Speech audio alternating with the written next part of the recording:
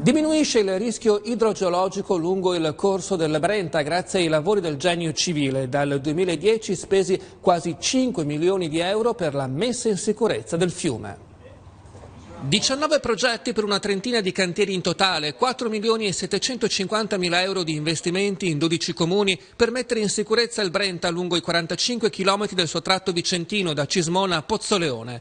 Il Genio Civile ha scelto la sede dell'Unione Montana per descrivere le azioni di tutela idrogeologica seguite agli eventi alluvionali del 2010, opere da svincolare dai lacci del patto di stabilità, come è tornato ad auspicare Nicola Finco, presidente della Commissione regionale ambiente.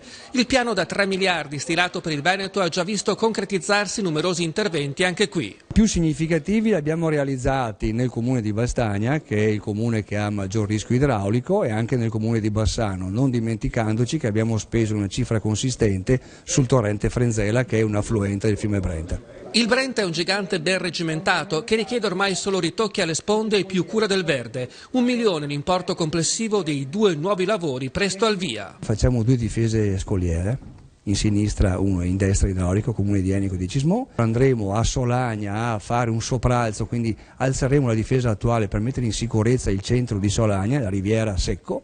Andremo a tagliare di fronte delle piante a Campese per circa 1 chilometro di estesa e poi sistemeremo una scogliera esistente in comune di Vastagna.